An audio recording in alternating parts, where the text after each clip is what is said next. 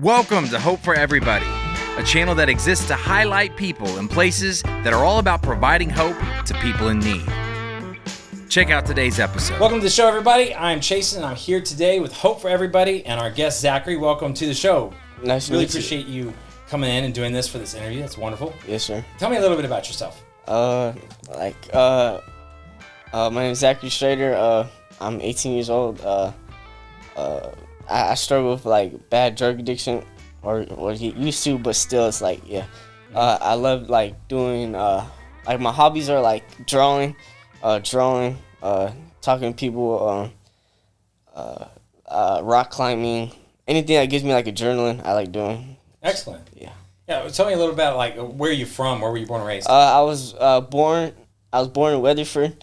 My real parents were are meth heads, and so they've been struggling with that. And then like CPS, my real dad was abusive. One night, my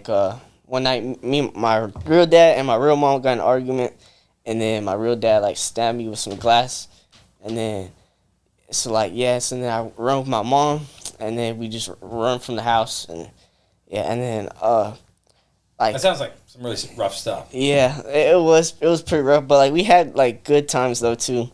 And then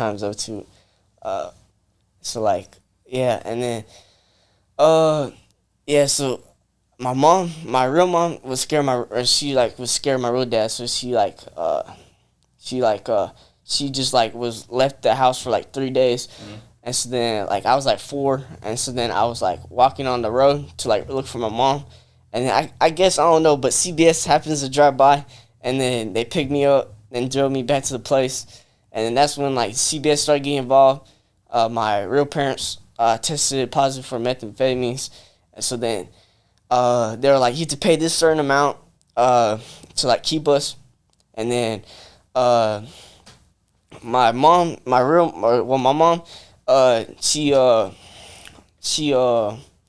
mom died and got a whole bunch of money, and then she went to county, and she gave the money to like one of her friends or something. She lost all the money, and then so basically they lost me, my brother, and sister. Yeah. So that sounds really rough. Yeah, it was pretty rough. Yeah. Yeah. So growing up in that environment, how did you feel? Did you feel like, well, this is just the normal thing, or how did you feel just kind of going through that? I thought it was just a normal thing. And then I thought it was just normal, but then I got taken away, and then got moved with my adopted parents, which I live with. Well, not anymore, but I was living with them for a while, and I was like, I was a really violent kid, and like as a young kid, I was like super violent, always getting like restrained, a whole bunch of stuff, and then just getting restrained, but then. Yeah, and so they kind of died down as I got older. Yeah. Yeah, with more therapy too. So. Yeah. So then, describe for me a little bit about like your first experience with jail, prison, that whole thing. Tell me about that. First time I got arrested, I don't want to say what for, but first time I got arrested, I did the thing when I was 11, but then got arrested when I was 13, and then I went to the juvenile, and then that's really how like my drug addiction started, because like in juvenile. People were like sneaking stuff in, like Xanax, Percocets, some people like some coke, some like meth, and then I started doing I mainly was just doing Xans, Perc, and then speed meth, mm-hmm. And all this was just coming in. Yeah, coming in like people like prison pocket, they would like sneak in, and so and so then. And how old were you when this was going on? So I went in when I was 13, and like I was 13. So at 13, you're already Yeah. Getting all these drugs coming in. Yeah. Okay. But it wasn't bad. Like, I wasn't doing, because, like, it wasn't a lot, but it was, like, I did, like 2 times. Mm-hmm. And then I went to get treatment. So then whenever I went to treatment, none of that stuff was, like, there. And then I was in the juvenile for 15 months. I got out, and I was doing good, but the drug addiction was still there. I was doing good for, like 3 months. And then I started just smoking weed, and then it kind of progressed. Started doing drugs, and then I started doing pills, and then like lean, and then I started doing smoking meth, and then So it was much harder to like stop anything. It just kind of added up over time. Yeah, it just progressed, and I was getting caught because like the first month my PO did a drug test, and then that was it. And my probation was a year, and then 4 days before my probation ended, so I had like a trap phone, and so I was supposed to have a phone, and so I had a phone, and so then I popped a whole bunch of Xans, like 5, and then I popped 2 and snorted 3. And then, so, like, I was, like, just, like, barely moving. And then my dad came in, or my adopted dad came in, seen the phone, searched my whole room. And then I got locked up. This was my second time. Went in for a month, got out, and then I started working again. And then when I was at work, I stole, like, 9 Xans from my mom. And then I was in the restroom. I was on my lunch break. I went to the restroom. I snorted 4. Nothing was working, so I snorted 4 more, and so that was like 9. And so then after 4 more, 5 and then 4. Okay, and so then, that sounds like a lot to me. Yeah, it was a lot. So then I get home, and then I don't remember a lot, but I forgot where I put the other pills, and I was searching for it. My mom found it. Then they took me to the hospital, and then every time I fell asleep, like my heart would stop.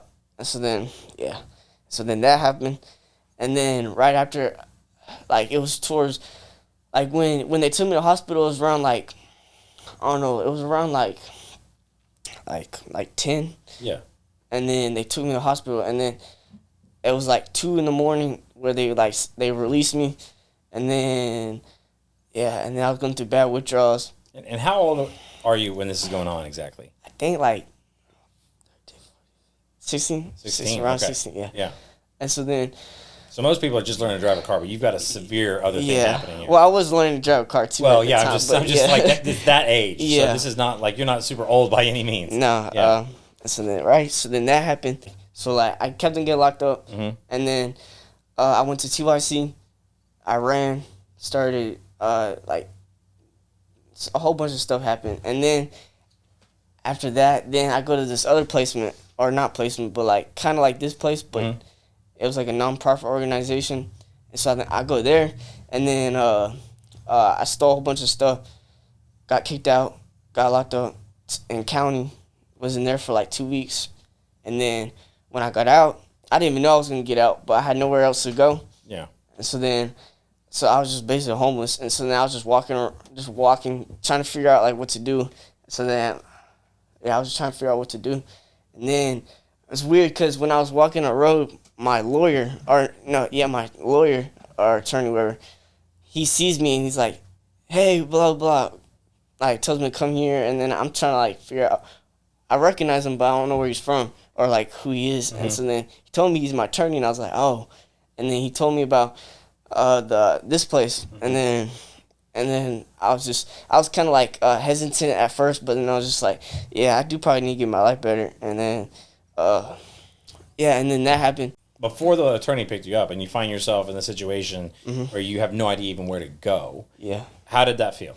Well, to be honest, I was just like, well, might as well just look like for something to get high with.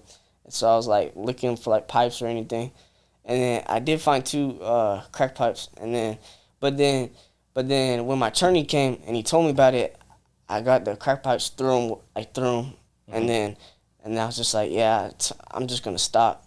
So like, to be honest, I wasn't even thinking about like how I'm gonna eat. I was just thinking about getting high, and then that happened. And so then when he told me about the place, and then when I talked to Chandler, like the interview thing, he was talking to me. I was just like, yeah, that'd be really good to like do like Bible stuff and like to like put, because like I've always been a Christian, but I've done like a whole bunch of stuff that like isn't godly, you know what I mean? Yeah. And so he told me about it, and then I was just like, yeah, it would be good to like get my life better, and because I do want to get better. Yeah, one, it helps because you have people around you now. Yeah. So you're not just trying to do it all by yourself. Yeah. Because anybody by himself is going to have a hard time dealing with any kind of addictions or whatever because you have no support system.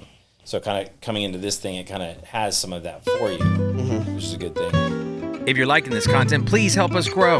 Like, subscribe, and let's keep the good times rolling. Now back to the episode.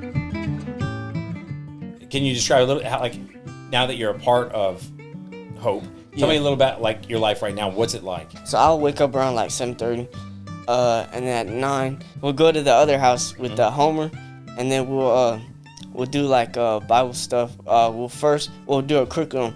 It's like we'll read the devotion together. Yeah. Then we'll pray. Then read the Bible, and we like write about what it's about. And then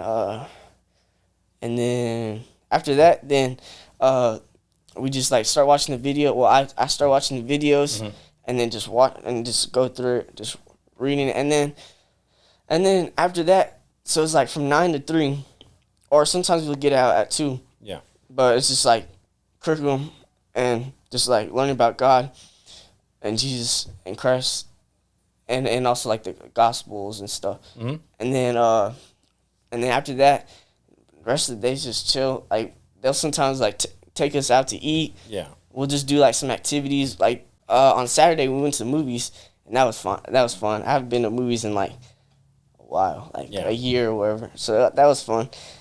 Yeah. Hey, tell me about your living conditions. Like, do you share a house with people? Oh yeah. What do you got? I share with 3 people: Sam, Joe, and then me.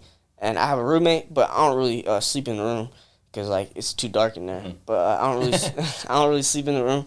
I just sleep on the couch. But yeah, but like I get along with all of them. We'll like joke around here and there, watch TV together, just hang out. Yeah.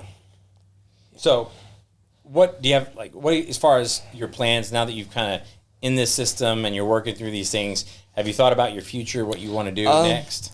Yeah, like I'll obviously like finish the curriculum, get a job, to like get myself busy. Like to be honest, like my mom just got locked up and she went back to prison like a couple months ago.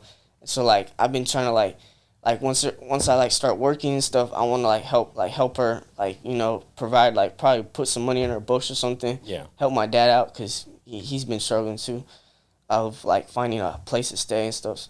Just like I just want to like help him out. Obviously I have to help myself first, and so I'm gonna do that. And then also I've been thinking about maybe art school. It's just a thought right now, but maybe art school. Oh, you said you like to draw, right? Yeah, I like to draw. Maybe art school, but it's still in the works, Yeah. If what kind of, since you're thinking about art school and so on, like what kind of art are you most interested in? Like Cubanism and abstract. So like Cubanism, like Picasso. Yeah. And abstract is just abstract. Yeah. Oh, interesting. I don't hand me a piece of paper and I can't draw, so I'll leave that to you. Yeah. But what would you say to somebody who is struggling right now? Maybe they're in your situation, if you rewind the clock a few years to, you're 16, you're going through a really hard time. What would you kind of tell them, having your perspective now? Like, what would you share with them? Probably just like, if you just like put your faith in God, that'll go a long way. Like, yeah, you probably like going through a whole bunch of like struggles, like addiction, like sex addiction, drug addiction, like alcoholism, like all that stuff, like theft addiction, like whatever you're going through, like just put your faith in God, and just like, and if you really want to get better, like if you really do want to get better, like it won't work if you just want to keep on like getting high, keep on like having sex, keep on just like doing all this stuff. Like it's not gonna work out. But if you do really want to get better, and God knows, and like God, Jesus, like they know that, then just like keep on putting your faith in it. Don't ever like lose faith, and it'll go a long way. Yeah. Well, that's awesome. Well, thanks for coming on the show. Thank you for sharing your story. Yes, sir. It sounds like a crazy ride, but I'm just so excited to see kind of where you are now. Yeah. And kind of just the improvement and your faith and all that. It's a good sign. It's hope. That's what, hopefully what we're sharing with everybody. Yeah. Right. So thanks again. That's the end of the show today. Please make sure that you guys check out the next episode coming out. Thanks. We've reached the end of today's episode of Hope for Everybody. If you'd like to be a part of the show and tell us your story, please visit us online at hopeforeverybody.org.